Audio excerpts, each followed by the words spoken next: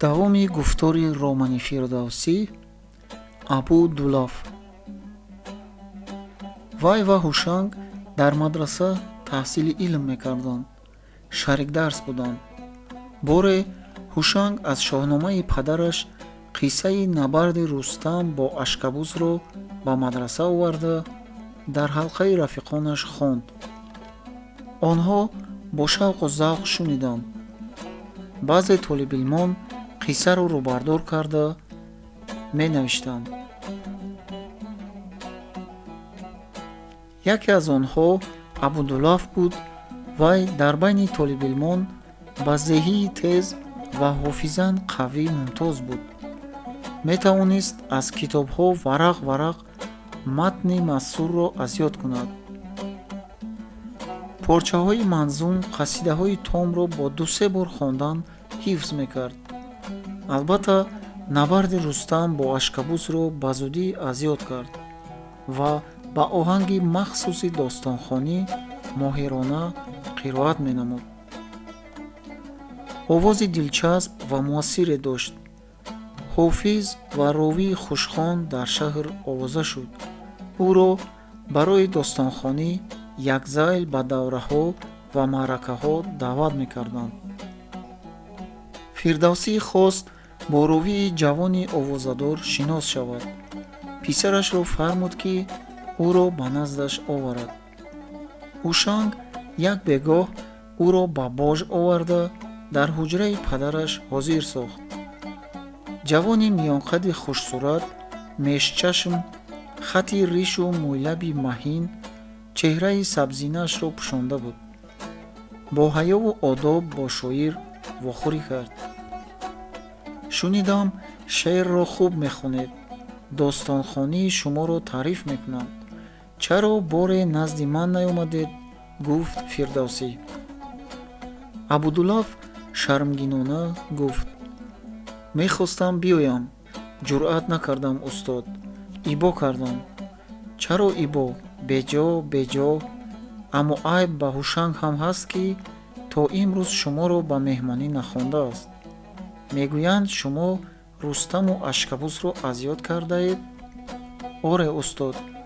боз фасле аз Фаридуну Заҳокам. Фаридуну Заҳок? оё ин достон дар дастрасии шумо буд? аз куҷо пайдо кардед? пурсид Фирдавсӣ. устод, онро бо ҷаноби Муҳаммади Лашкарӣ тақдим карда буданд. он ҷаноб ориятан ба ман дода буданд ки фаслеро аз ёд кунам.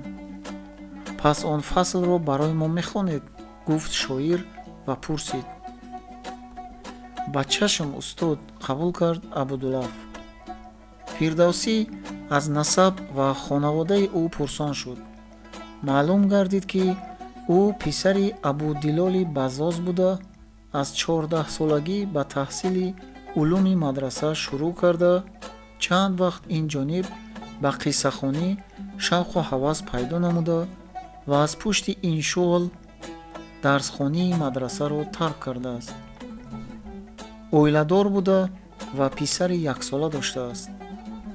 падараш ба қиссахонии ӯ розӣ набуда ва мехостааст ки ӯ касби падарро пеш гираду дар дукон нишинад, вале Абудулаф аз шуғли нави худ дил канда наметавониста ва бадин сабаб байни падару писар низо ва хунукӣ пайдо шудааст. бегоҳризӣ тафси ҳавои тобистон фуромада, садаҳои хиргоҳии боғ ба суфаи фароғ соя густурда буданд. дар чунин бегоҳрӯзиҳо дар он суфаи лаби ҳавз бо дӯстон нишаста истироҳат ва суҳбат кардан хуш аст. Фирдавсӣ фармуд. хизматгоронро суфаро руфта, палос андохта ҷойи нишаст таҳия карданд. ҳарифи шоҳматбозии шоир меҳтари деҳа хоҷа Солеҳ бо бародараш хоҷа Боқир омаданд.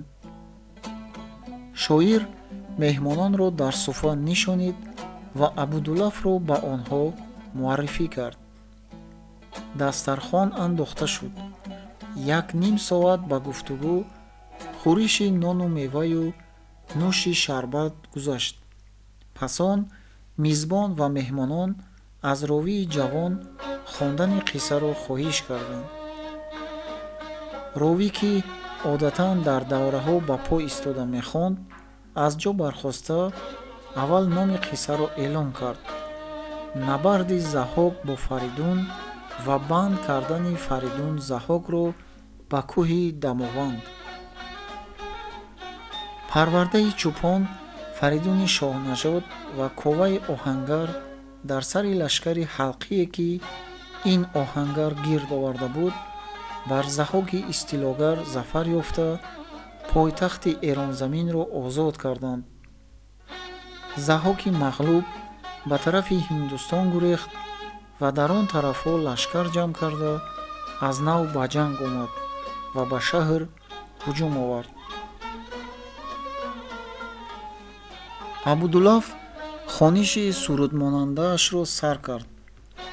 мисраъҳои шеърӣ разми ҳамчун шиҳаи аспони ҷангӣ, ҳамчун овои ҷанговарон, ҳамчун чакочаки шамшерҳо ба садо даромаданд.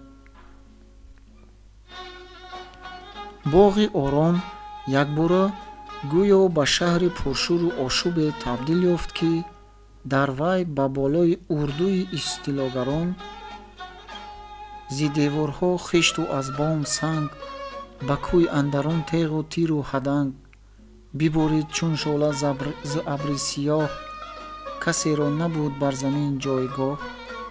Сипоҳию шаҳрӣ ба кирдори кӯҳ, саросар ба ҷанг андарон ҳам гурӯҳ. мехурӯшидам, ки нахоҳем баргоҳ Заҳокро, марон аждаҳодӯши нопокро. Абудуллаф қироаташро ба поён оварда, ба шунавандагонаш таъзим кард ва нишаст. меҳтар ва бародараш бо шӯру шаъф ба аҳ-аҳу баҳ-баҳ гуфтан даромаданд. офарин писар, чӣ хуб хондӣ. меҳтари пир дар воқеъ хеле мутаассир шуда буд. валлоҳ, ки дар кӯю майдонҳои Тайсафуни қадим ҷангу ҷӯшро бар алония дидем. алолои ҷанговаронро шунидем. Фаридуни зинда, коваи зиндаро дидем. овои ҳардуро шунидем, мегуфт бародари меҳтар. ба гӯяндааш, ба достонсарои бузург ҳазор офарин гӯён, меҳтар дасти Фирдавсиро гирифта ва бусид.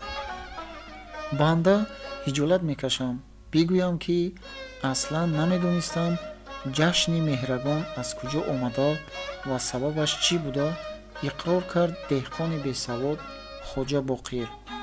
маълум мешавад, ки ин ҷашн ба ёди зафари Фаридун бар Заҳоки Морон будааст. ҷанг бо Заҳоки Хунхор ва сипоҳи яғмогари вай дар аввали моҳи меҳр ба амал омада ва ба музаффарияти эрониён анҷомида будааст.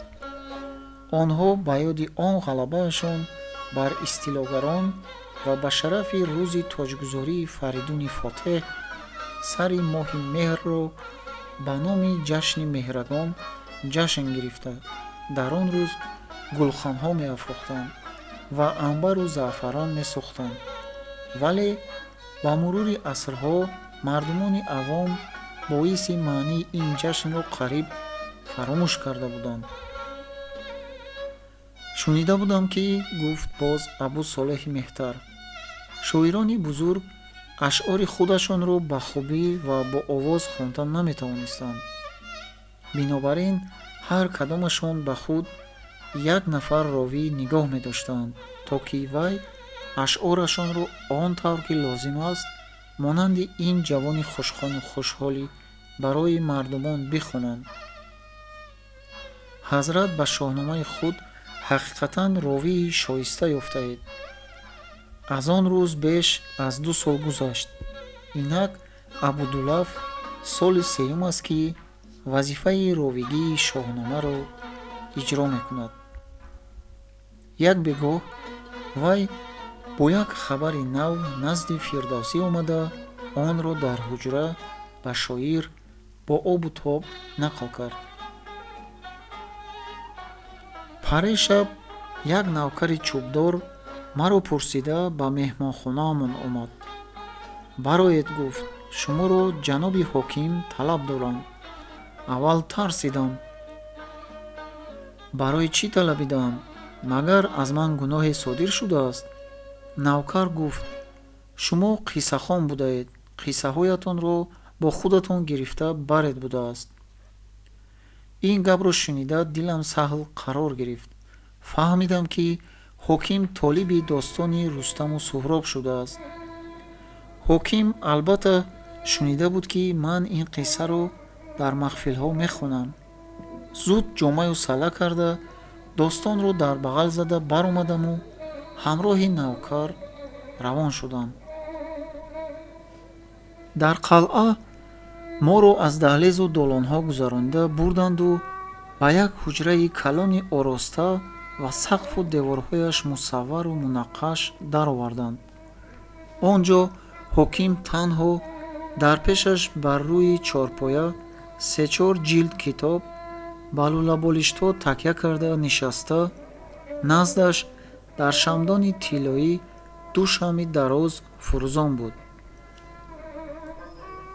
худ арабмонанд будааст.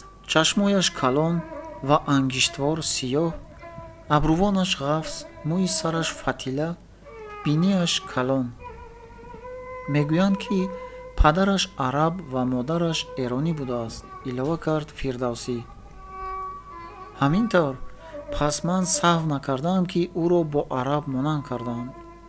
хулас даромадам, салом кардам, ба хушӣ алайк гирифт ва пурсид, абудуллафи ровӣ туӣ? гуфтам, толиби илм ҳастам. ба ҳавас бо хоҳиши бузургон ва дӯстон баъзе достонҳои ҳазрати Фирдавсиро барояшон қироат мекунам.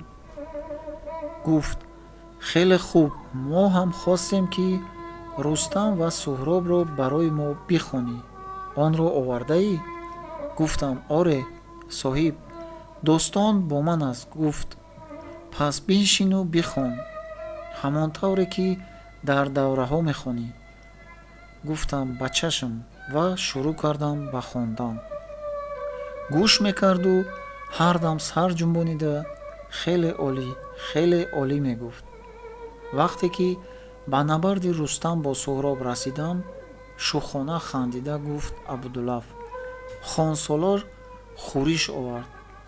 хоҷаи босаховат бандаро ба музди ровигиам бо кабобу капку шароби ноб зиёфат карданд. сипас фармуданд ки қироатат имрӯз бас аст. боз фардо баъд аз намози пешин биё бихон. дирӯз дар соати маъҳуд боз дар боргоҳашон ҳозир шудам ва бақияи достонро то наздики шом хонда хатм кардам. аслан хондам гуфтанд хатост устод, зеро Рустаму Суҳроб аз бисёрии қироат карданам ба ман қариб ёд шудааст. оҳ ваҳ устод, кош медидед ки достон чӣ шавқу шӯре дар ҳоким тавлид кард. чӣ таҳсину тасанное ки эшон ба номи шумо нахондаанд. мегуфтанд то кунун ҳеҷ шоире чунин достони оламгир ва он ҳам бо чунин суханвариву балоғату фасоҳат наногоштааст. фармудаанд ки ба шумо арзи сипос ва ихлосашонро расонам. ба муборакбодии ин ҳокими нав рафтанам лозим буд, гуфт Фирдавсӣ. мутаассифона то кунун натавонистам. гирифтори шоҳнома будам. мегӯянд ӯ рӯзҳои панҷшанбе барои ом ба панҷшанбе меравам. Абдуллаф аз хурҷини худ як ҳамёни чармини пурро бароварда назди Фирдавсӣ гузошт. ин ба шумо устод. чист ин? пурсид шоир. ҳоким хизматона додам. лекин ман чӣ хизмате кардам? достони шуморо хонда шунавондам ва салом. ин ато барои достон аст ва ҳаққи шумо. Фирдавсӣ абрӯ чин кард. хизматонаи худат, ҳаққи ҳалоли худат. бигир, ба ман дар кор нест. устод, ман ба ин ҳам назди шумо шармандаам. гоҳо дар маҳфилҳо достонҳои шуморо ки мехонам, ба ман чизе ё нақдинае инъом мекунанд. маълум мешавад ки заҳмат шумо мекашеду баҳра ман мебарам. дар ҳиҷолатам. бо қабули ин маблағ шумо ба ман марҳамат мекунеду маро андаке ҳам бошад аз ҳиҷолат мебароред. абудуллаф, ту ровии мумтоз ҳастӣ. ровигӣ ҳунар аст ва аз пушти ҳунар музд ёфтан айб нест. мебоист худам ба ту инъому эҳдо мекардам ва барои он ки ашъори маро барои мардумон мехонӣ ва шоеъ мекунӣ. инро пас бигиру дигар аз ҳиҷолат ҳарф назан. фирдавсӣ ҳамёнро бардошта ба наздикии ровӣ гузошт. акнун бихезу назди бону бирав.